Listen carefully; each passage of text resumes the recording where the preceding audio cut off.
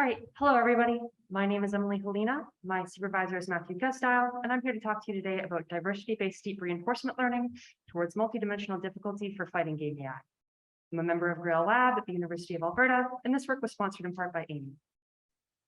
This work is centered around traditional 2D fighting games. If you're not familiar with this genre, fighting games are 1v1 competitive games in which a player uses punches and kicks to try to reduce their enemy's HP to 0. Some of these games are relatively simple with very small rosters of characters with a little amount of moves, while others are much more complex, these large rosters that have large amounts of moves and unique mechanics. In particular, there's this addition of resource meters, which adds this notion of resource management to a game. So things can get complex pretty quickly. And as such, fighting games are a pretty popular testbed for automated gameplay techniques, of which there's many.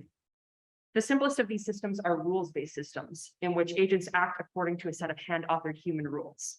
The more robust flavor of rules-based systems are finite state machines, in which groups of rules are transitioned between called states. Another popular approach for automated game playing are tree search methods. Tree search methods have become increasingly popular, especially in the space of fighting games. And modern examples of these tree search methods often rely on heuristic values that are also human authored. I sort of want to draw attention to this connection here. A notable example is Ishii's work on persona-based fighting game AI systems, which allows agents to act according to a given persona that was human authored. A bit more on this later. Finally, we have reinforcement learning approaches, which are the main family that we're going to be talking about today. Reinforcement learning involves learning a policy function that maps a state to a given action to take in order to maximize a reward in a given state. Now, this notion of state, action, and reward can all be messed with and tweaked in order to change the behavior of an agent, and that's sort of the design of our system. In particular, deep reinforcement learning methods that utilize modern machine learning techniques have been applied to great effects in fighting games. Now, the amount of research into just playing fighting games as perfectly as possible is a testament to the difficulty of this task. Making agents that play the game well is a hard task, and as such, there hasn't been as much research into looking into how to give these agents personality or some sort of gameplay style. And as such, which is indicative of this, most commercially available fighting game agents contain a notion of linear difficulty, as we're calling it here.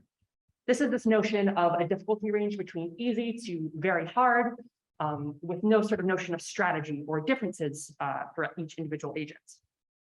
But this is quite different from humans, how humans actually play games. In games with ranking systems, you can think that there's many different players that are the exact same skill rating that play the same character, but they're not going to play exactly the same. As an example, a player might practice very, very hard playing against the highest level AI that the designers have created for a specific character. Now, this AI has been designed by the designers. It uses all the gameplay systems in the way that they want to be using them, and then they go online and this happens to them. This is going to show. Please, yes. So this can be a very frustrating experience for people. They've never experienced this strategy before, and even if it is just as easy to deal with as this very difficult AI, it can cause them to get frustrated and sort of have a sour taste in their mouth. This is what we're sort of gesturing towards. Our goal here is to generate agents that have multidimensional difficulty. So not only do they have this notion of linear difficulty, but also separate strategies. For example, there might be a very aggressive agent or a very defensive agent. You could play against both play styles. Then we can sort of turn this online experience of this player into this one. So what did we do to try to address this problem? We created Brisket, which is a system for creating multidimensionally difficult agents using deep reinforcement learning. We created 3 reinforcement learning agents using human-authored reward functions that we use as a comparison. This is inspired by that Ishii et al. Work, which I'll talk about a bit more. And finally, we found that our agents expressed a higher diversity while maintaining this consistent level of internal difficulty. Now, in order to create and evaluate our system, we needed a framework to do so. Enter Fighting Ice, which is this pre-existing framework for fighting game research. Prior work has shown Fighting Ice to be a successful fighting game research platform for automated game playing, which is fueled largely in part by a yearly tournament held in this system. The game is a simple 2D fighter with players having access to a number of basic kicks, punches, and evasive maneuvers. Notably, there are also energy bars, as you can see there. Some special moves like projectiles cost energy to perform with different costs and drawbacks based on the move.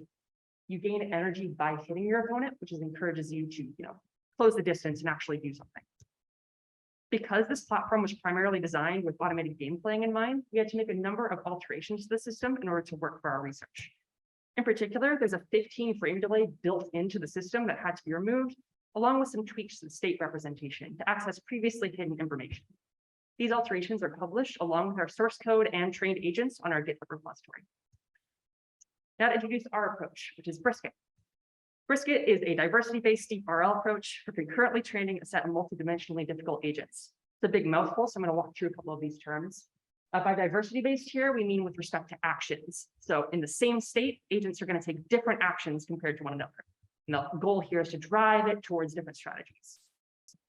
Now, as this goal, we want the same linear difficulties, the same amount of effectiveness, but we want them to do it in a different way. And to accomplish this, we have this two-step training system. In the first step, we're going to train the policies all together concurrently to take diverse actions from one another.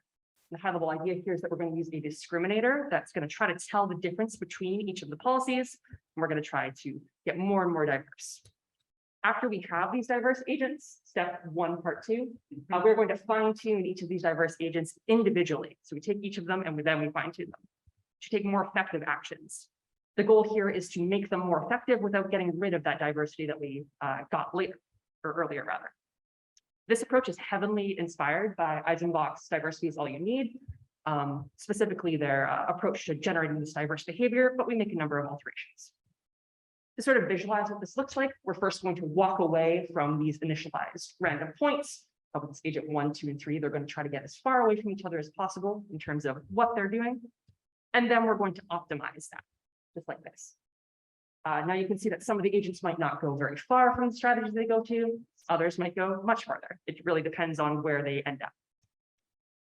For a bit of background information rather, the learning system that this system is based off of is Q-learning. The high-level idea of Q-learning is that we're going to learn this lookup table that maps state action pairs to the expected value. That means that the expected value of taking a given action in a given state. We specifically use deep Q-learning, which replaces a discrete lookup table with a neural network. The reason that we do this is because it helps the system generalize between very, very similar cases, and especially with high-dimensionality environments like ours, the lookup table would just be way too big to have a discrete one. Our architecture takes in a state action pair of 143 variables for the state and 56 for the action, which is a one-hot representation. It's then passed through a pretty simple, fully connected neural network, and then that's going to output the predicted reward or expected value. This architecture was informed by prior deep reinforcement learning work in the Fighting Ice platform. So, so we'll walk through the steps of our learning approach next, beginning with the diversity step. The idea here is that we're going to use this learn discriminator to judge the diversity of each of the agents. This discriminator is initially a random neural network using that same architecture we just saw, but with the last layer replaced with a softmax for a classification. So we're going to train all of these together concurrently, and I'll sort of walk through the high-level steps. The details of this are in the paper. Every round of training, so every round of gameplay, we're going to sample a random policy from our set of policies to drive our decision-making. Then for every single state we encounter, we're going to reward every policy using the following reward function. Great. So this is a mouthful, so I'm going to walk through each of these terms. This left term is the reward for taking a given action A in state S with respect to a policy. So notably, this is going to be different for every single policy in our population. This D term here is the probability that the state and action pair came from a policy according to our discriminator. So you can think of this as how likely the discriminator thinks this state action pair came from this policy. We also subtract this term, which is just the probability of choosing random. So you can imagine this is going to start off very, very small. These are going to be very close to 0 when we first initialize, and they're going to get further and further apart. We then update the policies and discriminator based on these collected training samples after 100 rounds, and we just keep going until we converge with the discriminator. And that happened after about 50 episodes of 100 rounds. Next, we have the fine-tuning step. The idea here is that we're going to take each of these diverse agents that we've created and fine-tune them using a very neutral reward function towards a winning strategy, trying to maintain that diversity that we just obtained. On a high level, we're going to make decisions based on the agent that we're training. This is using greedy epsilon, and then we'll reward each policy using this neutral reward function. which essentially is just going to give a large reward if we are in a terminal state that's positive, so we won the game. It's going to give us big bad reward if we are in a negative terminal state, and just nothing otherwise. And then similarly to before, we'll update after the same amount of time and continue until we either reach the desired difficulty or we converge. Now, we ran our system in this case for k equals 3. So we gained 10 agents, or rather 3 agents, just reading numbers. And we named them Combo, Rushdown, and Sweeper. So I'm going to show you a video of them because it's easier than describing their behavior. If it's going to let me show you a video.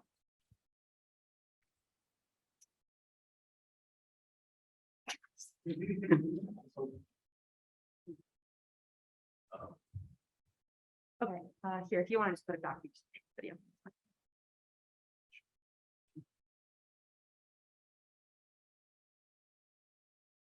Here's the mouse segment. I don't know why I got told that you updated. Sure. Fantastic. So I'm going to show off actually all of the skills right now, just because of the time, etc. So this is our first skill combo. You'll notice that it's pretty pensive, so it's going to sort of wait just out of range of the random agent opponent here until it gets into the corner, and it can use the same move, sort of chaining it in a combo. That's the name. We'll then see Rushdown, which is going to be a bit more aggressive, so it will sort of send itself towards the agent. It's a bit of a choppy frame rate, but hopefully you get the picture. This video, as well as other videos, are available online in the repository as well. And then we have our Sweeper agent, which is named Sweeper because it's just going to do this low kick at every opportunity it gets. So somewhat hidden here, which is a shame. Okay, so I'm going to go ahead and stop this here.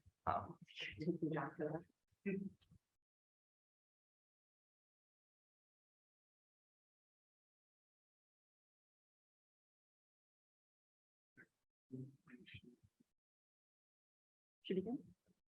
So I'm trying to find the phone. Oh, my mouse is lagging. Terrible. Okay.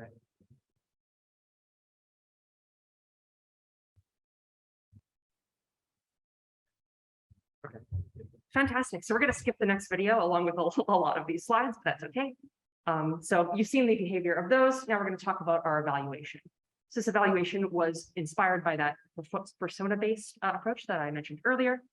And as such, we're going to train 3 DQ agents using human-authored reward functions. Now, these reward functions were designed by us in order to try to encourage these diverse play styles.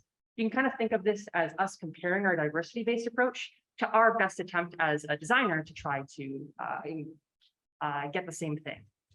We use the exact same training time, hyperparameters, and architecture, all of these details of which are in the paper. And I want to note that there is a high amount of hand authoring and trial and error here. It took a lot of time to get these to have any meaningful behavior whatsoever with these reward functions. And it took comparatively much less time to get the diversity-based approach working. Just a note. Now, there are 3 of these agents. I'm going to skip over the reward functions for now. But the thing I want to point out here is that they're being rewarded for completely different things for the most part. It's sort of a combination. The idea here is we want to reward an agent for hitting the opponent, reward an agent for hitting and avoiding getting hit, and rewarding an agent for counter hitting. There's a video of these behaviors, but I can cut to the chase and say that they all converge to pretty similar local maxima. This video is available online. But essentially, they're going to do the exact same sequence of moves with a very, very, very small amount of difference. Even though they are being rewarded based on different things, it was very difficult for us to get an agent that did not converge to this local maxima that we found. So to evaluate these agents, our goal here, I'll remind you, is to create these agents of a similar difficulty that take diverse actions from one another. And as such, we're going to evaluate both parts of this statement. So in the first one, we're going to evaluate diversity across some random states. These were collected by reporting 10,000 random states using 2 uniform random policies that just played against each other. We then polled each of the agents, both of the human-authored agents and the diversity-based agents, and we measured the uniqueness of their responses across states. So with respect to one another, and also with respect to the entire population. We also ran a head-to-head tournament, which is a round-robin style tournament, There are 10 games for each pairing, and we recorded the win, loss, and tie to try to garner the effectiveness of these agents. So I'm going to show you some pretty big tables here, and we'll rush through them, but I'll sort of point out some things to look at. The first thing I want to point out for this diversity results, where each of these percentages are the percentage of time at which they were different from one another. Our agents overall were much more diverse with respect to the entire population than the human operant agents. You can see the side. And one result I really want to note is that combo and sweeper are almost entirely distinct from one another, which will become important in the next slide. Now, from our perspective, the agents within the video displayed much more diverse behavior than the human authored agent, which highlights the need for human evaluation here, which we unfortunately did not have. Now, in terms of the head-to-head tournament, our approach was slightly favored in terms of balancing, though you can see that combo was much, much more effective overall. But the thing I really want to point out here is the very similar performance of combo and sweeper against these human authored agents. You can see that they performed almost exactly the same, despite taking completely different actions, which is a promising support of our hypothesis of what we actually wanted the system to do. Finally, we'll quickly overview the contributions once again. We identified this problem of creating agents that exhibit multidimensional difficulty from one another. So same linear difficulty, but with different strategies. We created this system Brisket that attempts to do this with deep reinforcement learning and has moderate success. And we published the source code for our learning approach and the Fighting Ice framework modifications, which are available on GitHub. Thank you so much. Sorry for those technical difficulties, and I'm free to answer any questions.